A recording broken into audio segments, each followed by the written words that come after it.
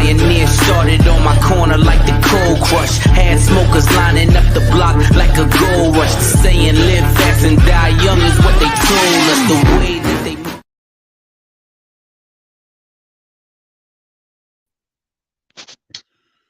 What's up, YouTube? It's Artisan MC, and you'll forgive me today.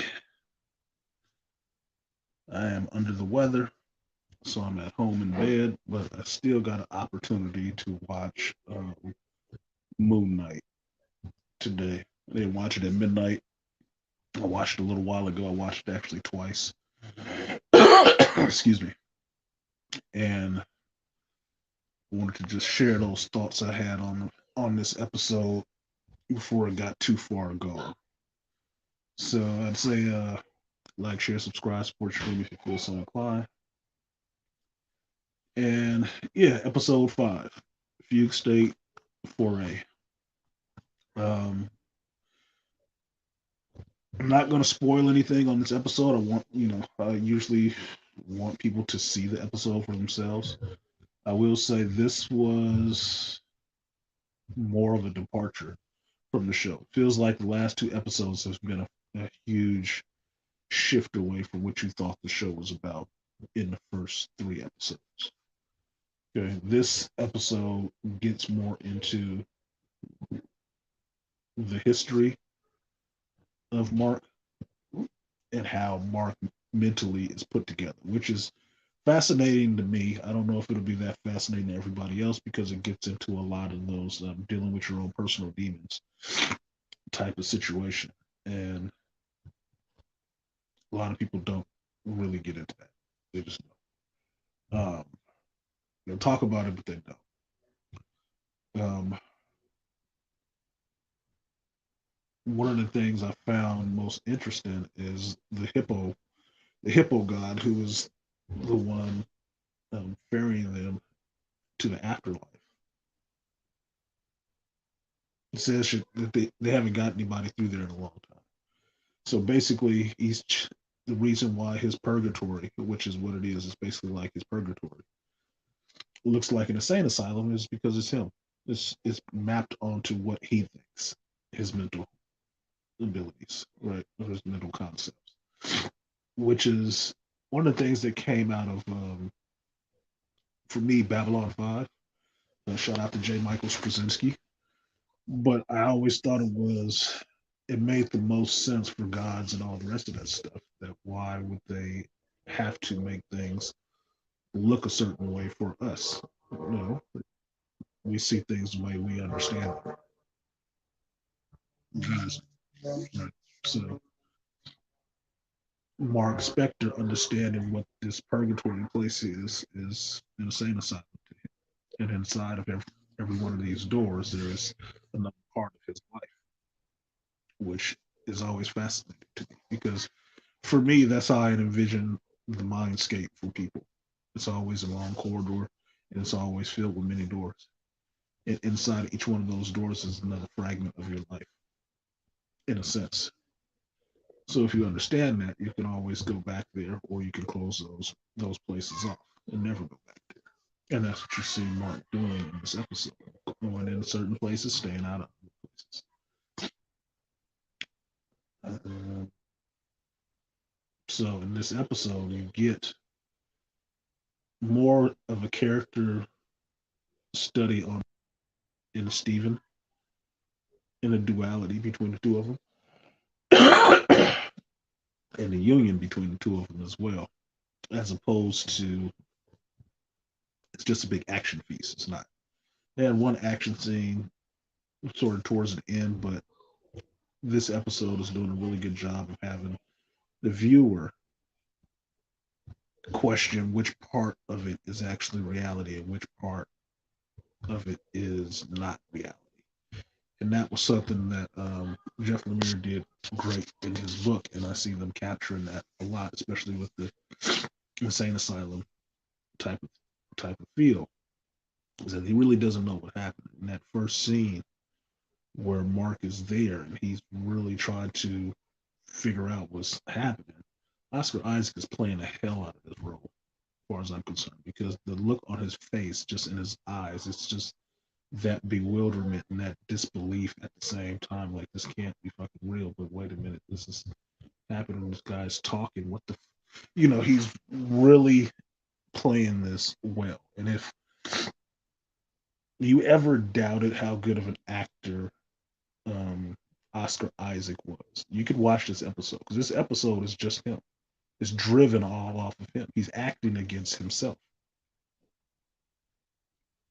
That's the whole episode. The whole episode is just him.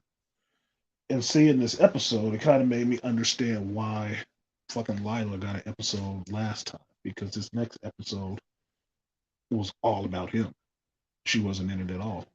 I mean, they mentioned her, but who gave a shit, right? So seeing what was going on with him and the interaction between um, Mark and Stephen Grant was really. Sorry, I'm watching the Johnny Depp trial at the same time, and this lady that's there, she is a big ass hippo herself. Jesus Christ. Get off camera. God. Anyway. Sorry. It just caught my eye. I was like, oh my God. But anyway, seeing the interaction between the two of them is very almost like an acting clinic in some ways. I mean, it was interesting to see how they shot it, because sometimes they actually cut away and then just had him on the screen by himself, and other times, excuse me, he's on screen playing both roles at the same time, right? So it was really interesting the way they shot it for that whole episode, and I was wondering, could they keep it up for the whole episode, and they did. And you got to see a lot more of Mark's past and Steven's past. He doesn't remember. Now, didn't see, there was one scene I thought was the third personality, but it turned out that it was not the third personality. And not disappointing, but this was jam packed with just the duality between the Mark and Steven, that you didn't need that thrown in as well. It would have taken away from what was going on here with these two characters, of them coming to some kind of symbiosis, as it would be, of them coming together and working together, and finding out when that fracture start happening, to where they were bleeding into each other's lives. And from a psychological standpoint, it is very endemic. It is very common.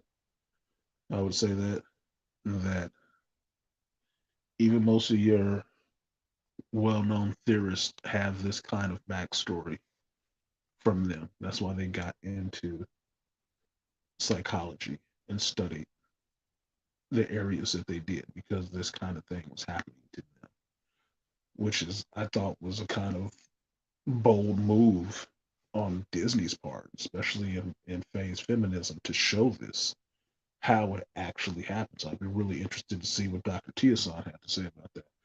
But that is predominantly how these fractured boys are made, more or less.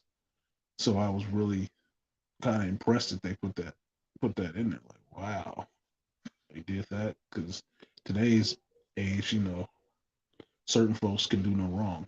So it's actually surprising, in a sense, that they showed somebody doing some wrong. So what was it? What else worked for me? It's very CG heavy episode, at least when they were out on the barge and whatnot. But that's a given for where they were. But the shifts between different states of reality for him is what really made this episode key, and him having to deal with all this pain that has made Mark who he is, and has made Steven who he is. You see all that, and you actually feel a sense of sympathy for this guy. It's not that he never had a chance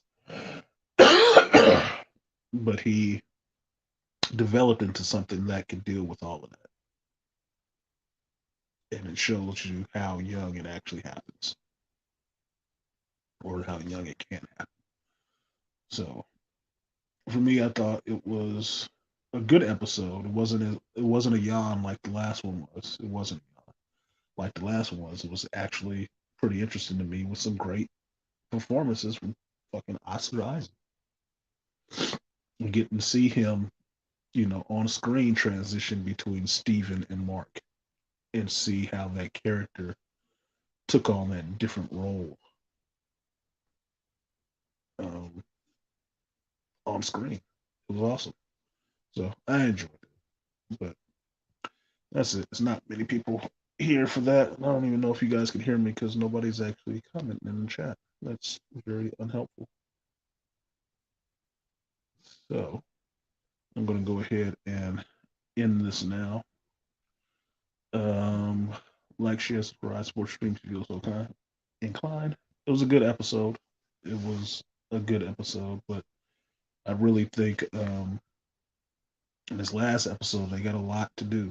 They have a lot to fucking do to bring this home. You got to get at least 2 people. Excuse me. You have to get at least 2 people back, get back into the real world, and tie up all this stuff. And I'm a little bit concerned how they're going to do that in 40 minutes. So I guess that just remains to be seen.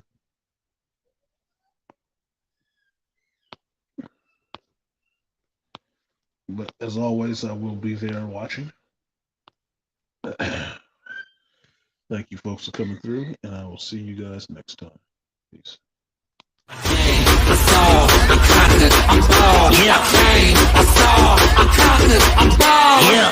we said get 'em, so I got 'em all. Yeah.